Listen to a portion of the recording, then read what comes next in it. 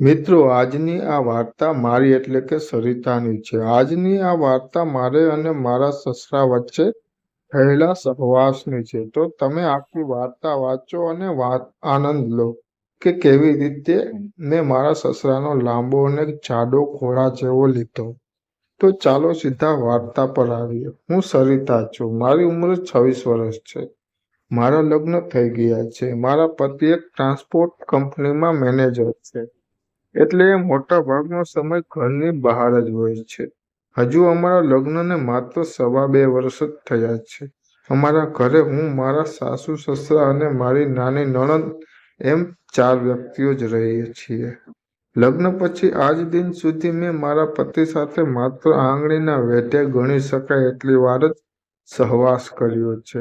જેના કારણે મારી પીઠ હંમેશા સહવાસ ઝંખતી રહે છે અને તડપતી રહે છે. એક દિવસની વાત છે. હું મારા રૂમમાં બેસીને ટીવી જોતી હતી.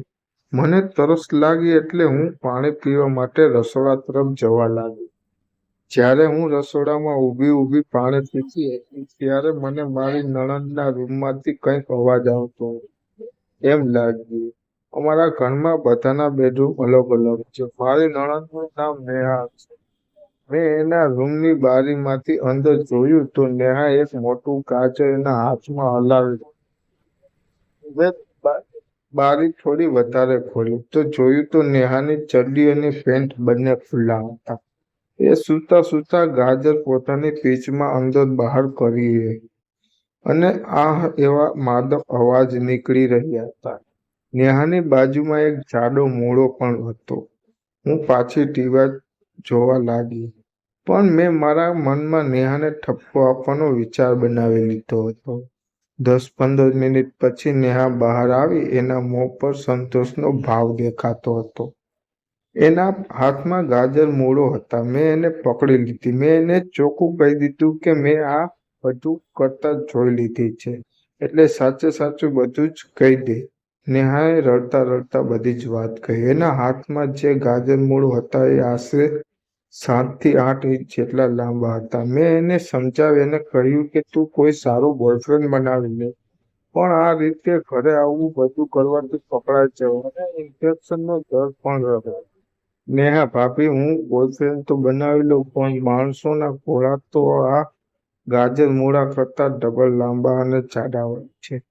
એટલે મને ડર લાગે છે. બોય ફ્રેન્ડ બનાવવામાં હું ના રે ના, એવું કંઈ જ નથી હોતું. જેવું તું સમજી રહી છે નેહા ભાભી, મેં મારી સગી આંખે જોઈ છે એટલે કહી રહી છું. નેહા: ના ભાભી, મેં પપ્પાનો મૂળો જોયો હતો.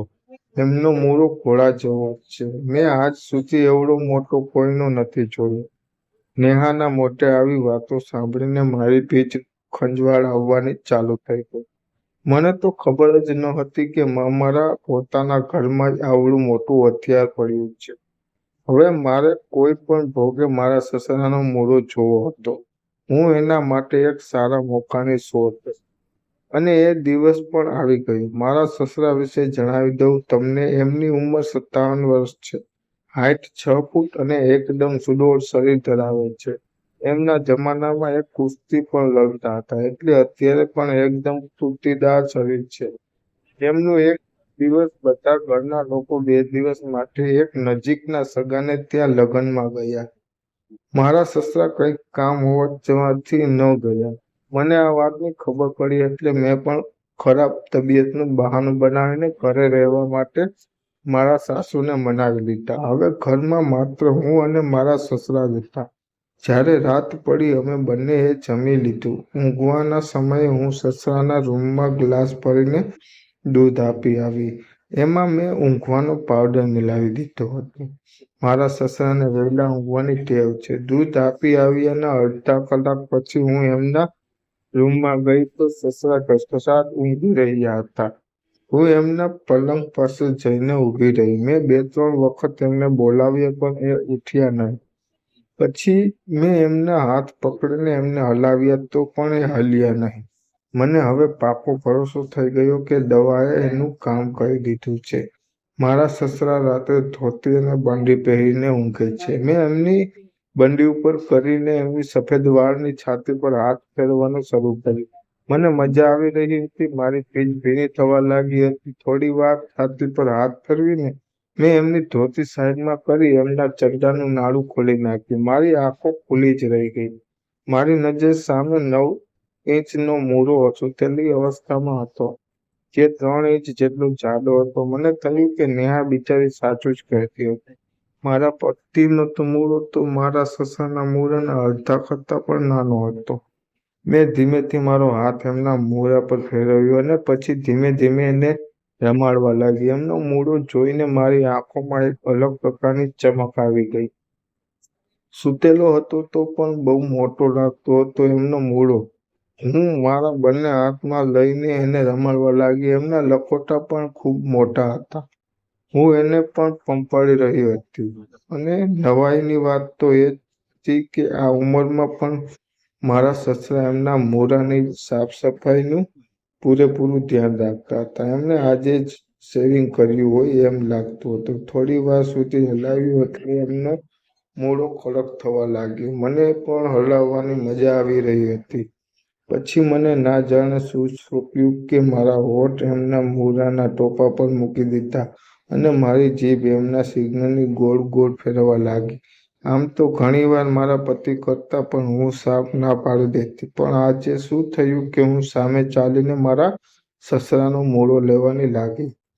જોત જોતા એમનો મૂળો 14 ઇંચ જેવડો થઈ ગયો. મારી હથેળીથી મારી પોણી જેટલો લાંબો. મારી ખુશી ડબલ થઈ ગઈ. ખૂબ જ સરસ લાગી રહ્યો હતો મારા સસરાનો થોડો. મારી પીઠ એકદમ ભીની થઈ ગઈ હતી. હવે એમાં હળવાશ પણ આવી રહી હતી. હું ઊભી થઈ અને મારો ઘાઘરો ઊંચો કરીને મારી ચડ્ડી નીકાળી દીધી. હવે હું એમના સાતર પર બેસી ગઈ અને ઊંચી થઈ મારી પીઠ એમના ગાજર પર ખસવા લાગી. હું અંદાજ લગાવી રહી હતી એમનો મૂળો કેટલો અંદર લેવો. મેં આશરે માપ્યું તો એમનો મૂળો મારી ચૂંટ પરથી કુંડી સુધી લાંબો થતો હતો. પણ થોડો ડર લાગ્યો એટલે મેં મારો વિચાર બદલી નાખ્યો.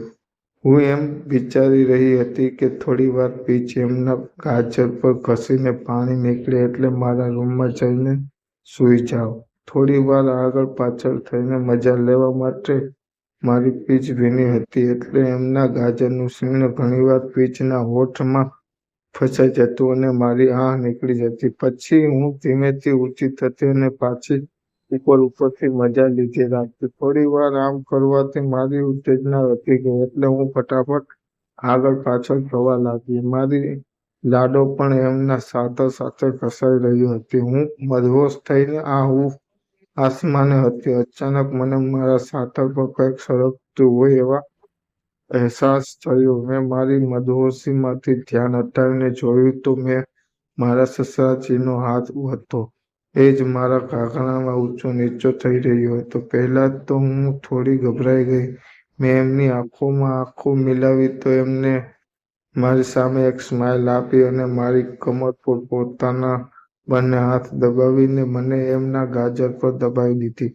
એમના મૂળાનો ટોપો મારી ચીકણી પીઠમાં ઘસી ગયો. મારા મોંમાંથી એક હવસ ભરેલી આહ નીકળી અને પાછા અમે બંને એકબીજાની આંખોમાં આંખો પરોવી હસવા લાગ્યા. મારા સસરા બોલ્યા, વહુ બેટા, જ્યારે ગાજર માપી જ લીધું છે તો હવે થોડો અંદર પર લ્યો અને મારી વર્ષોનો તરસ છુપાવી દો. હું કાંઈ સમજી નહીં, પણ મેં એમને કાંઈ જવાબ પણ ના આપ્યો. એમણે મારી પુઠ્ઠા નીચે એમના બંને હાથ લાવીને મને ઊંચી કરી અને એમના ગાજર પરથી ઉઠાવીને સાથળ બેસાડી અને પોતે બેઠી થઈ ગઈ અને એમણે મારા દડા પર એમના હાથ મૂક્યા અને ધીમે ધીમે મસળવા લાગ્યા. એમના મોટા હાથમાં મારા દડા આરામથી દબાઈ જતા હતા. એમણે મારા ગાલ અને હોઠ પર એમનો બીજો હાથ ફેરવ્યો અને મને એમની બાહોમાં દબાવી દીધું. હું પણ થોડાક વધારે જ જોશની એમની છાતીમાં દબાઈ ગઈ. મેં મારું માથું એમની છાતી પર દબાવી દીધું અને એમની પીઠ પર સારા હાથ ફેરવવા લાગી. સસરા પણ પાકા ખેલાડી હતા. એણે મારા કાન પર બટકું ભર્યું અને મારા ગળામાં એમની જીભ ફેરવવા લાગ્યા. એમના હાથ મારી પીઠ પર અને મારા ગળા પર રહ્યા હતા. એણે મારા બ્લાઉઝના બટન ખોલી નાખ્યા અને મારા અને કબૂતરને આઝાદ કરી દીધા. એમની નજર સામે મારા દડા ઝૂલી રહ્યા હતા. એમણે મારા દડા મસળવાની સાથે સાથે વારાફરતી ચૂસવા પણ ચાલુ કરી દીધા. એ ક્યારે મારા દડા ચૂસતા તો ક્યારે મારા ગળામાં જીભ ફેરવતા તો ક્યારે મારા હોઠ અને કાન ચૂસતા. મારી પીઠ વધારે ભીની થઈ ગઈ હતી અને ભરપૂર પાણી છોડી રહી હતી. હું પણ મારા બંને સાથળ એમને સાથે ખસી રહી હતી. એમનો ગાજર મારી પીઠની થોડીક ઇંચ જ આખો હતો. આ બધું કરવાને માં એમની ધોતી નીકળી ગઈ અને એમનો ચડ્ડો ઘૂંટણ સુધી નીચે આવી ગયો હતો. હવે એ ઊંચા થયા અને મને પલંગ પર સીધી ઉઘાડી દીધી. મારા બંને પગ પહોળા હતા અને એ પણ પરફેક્ટ પોઝિશનમાં હતા. એમણે મારા સાથળ પર હાથ ફેરવતા મારો ઘાઘરો ઊંચો કર્યો અને મારી ચીકણી પીઠ જોઈને એમની આંખમાં ચમક આવી ગઈ. બેટા, તમારી પીઠ તો બિલકુલ કુંવારી લાગે છે. ક્યારેય તમારા સાસુની પીઠ જોજો, ખબર પડે કે ભોસડો કોને કહેવાય. મેં કહ્યું, આ તમારો દીકરો નોકરી કરવામાંથી જ ઊંચો નથી આવતો અને હું તડપતી રહું છું. આજે તમને મળ્યો છે તો બનાવી દો મારી પીઠનો હોસડો. સસરાએ પોતાના હાથ થૂંકવાળો કર્યો અને પોતાના ગાજર પર ઘસવા લાગ્યા. મેં પણ મારો હાથ થૂંકવાળો કરીને એમના મોઢા પર ઘસી દીધો અને હવે એ સમજી ગયા કે કેટલી હદ સુધી ચોંટાડવા માટે ઉતાવળી થઈ ગઈ છું. એમાં મારો પગ પહોળો કરીને મારી કમર નીચે ઓશીકું મૂકી દીધું. હવે મારી પૂંછ અને પીઠ બંને એમના મોડર્ન લવનમાં આવી ગયા. પહેલા એમણે મારી પીઠ પર હાથ ફેરવીને એણે ચિકાસ ચેક કરી અને પછી ધીમેથી પોતાના મૂળોને મારી પીઠ પર દબાવી દીધો. એમના મૂળોનો તોફા મારી પીઠના હોઠ પર ફસાઈ ગયો અને મારી હૂંફ નીકળી ગઈ. હવે હું માનસિક રીતે આવડો મોટો મૂળો લેવા માટે તૈયાર થઈ ગઈ. એમણે થોડાક વધારે દબાવ આપ્યો અને મારી પીઠ ચીરાઈ ગઈ. ઓ માં, મરી ગઈ પપ્પાજી. એમણે મારા હોઠ પર પોતાનો હાથ મૂકીને દબાવી દીધો. એમનો મૂળો 4 ઇંચ જેટલો અંદર ઘૂસી ગયો હતો. મારી પીઠ પહોળી નહોતી એટલે મને તકલીફ પડી રહી હતી. એમણે હાંકા પાછા હલાવીને ફરીથી પોઝિશન સેટ કરી અને બીજા થપ્પો માર્યો. હવે 6 ઇંચ અંદર જતો રહ્યો. મારી આંખોમાંથી આંસુ નીકળી ગયા. મારા સાથળ દુખાવા લાગ્યા. હવે સસરાએ જોરથી આપવાનું બંધ કર્યું અને મારા સાથળને સ્પર્શ કરતા મારા પગને ફંપારવા લાગ્યા. મારી સાથળ અને પગ એકદમ ગુલાબી હતા. એમણે મારા પગ ઊંચા કરીને એના પર કિસ પણ કરી. ધીમે ધીમે પોતાની જીભ મારા પગની પાની પર અને આંગળીઓ પર ફેરવવા લાગ્યા. મને કંઈક અલગ જ પ્રકારનો આનંદ આવી રહ્યો હતો. મારા આખા શરીરમાં ઝંઝણાટી ફેલાઈ ગઈ હતી. એ મારી આંગળીઓમાં પણ વારાફરતી ચૂસી રહ્યા હતા અને એ સાથે જ હું તડપતા આગી પાછી થઈ રહી હતી. મને પછી ખ્યાલ આવ્યો કે એમના આમ કરવાથી હું જાતે જ આગળ પાછળ હલાવીને હકાવા લાગી અને મારું દર્દ ત્યાં ગાયબ થઈ ગયું. થોડી વાર સુધી મને પંપાળ્યા પછી એ પાછા પોઝિશનમાં આવ્યા અને ધીમે ધીમે મને હકાવા લાગ્યા. મને સ્વર્ગનું સુખ મળી રહ્યું હતું. મને હાંકતી વખતે ક્યારે મારા દડા જોરથી મસળી દેતા તો ક્યારે સાથળ પર ઉપર મારી દેતા, જેના લીધે મારી હવસ ભરેલી ચીસ નીકળી પડતી અને એ ખુશ થઈ જતા. હવે એમના ધક્કા થોડા ઝડપથી રહ્યા હતા અને હું પણ કમર ઊંચી કરીને મારી જવાનીની મજા કરી રહી હતી. એ જેવા ધક્કા મારી રહ્યા હતા એ મારા ગળા ઉપર નીચે ઝૂલી રહ્યા હતા અને એટલે વધારે ઉત્તેજિત થઈ જતા હતા. આમ ને આમ અડધો કલાક જેટલો સમય વીતી ગયો પણ એ હાંફવાનું નામ જ ન લેતા.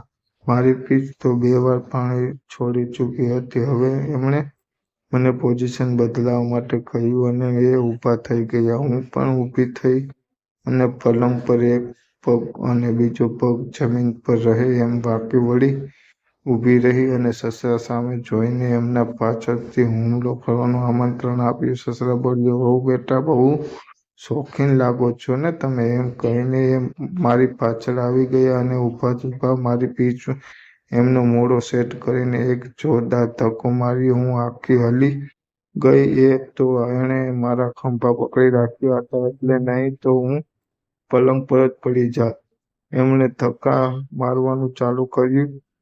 હું મારી પણ હલાવીને એમની સાથે હપવા લાગી. આ પોઝિશન એમના માટે નવી હતી એટલે એમને વધારે મજા આવી રહી હતી. આશરે 15 મિનિટ સુધી મને હપ્યા પછી એ જોરથી કરવા લાગ્યા. બેટા, હું એમની પરિસ્થિતિ સમજી ગઈ અને મારી પીઠ જોરથી એમના મોઢા પર દબાવવા દીધીને હું હલતી બંધ થઈ ગઈ અને એ પણ હલતા બંધ થઈ ગયા. એમને થોડો મારી પીઠમાં ફૂલવા લાગ્યું અને અચાનક જ એક પછી એક ગરમ પિચકારીઓ મારી પીઠમાં છૂટવા લાગી. એ પોતાનો હતો. હું બહાર કાઢીને પલંગ પર સીધા સૂઈ ગયા. એમના શ્વાસ જોરથી ચાલી રહ્યા હતા. હું એમના બે પગ વચ્ચે બેસી ગઈ અને એમના ઘોડા પર ચોટેલા પાણી ચાટવા લાગી ગઈ.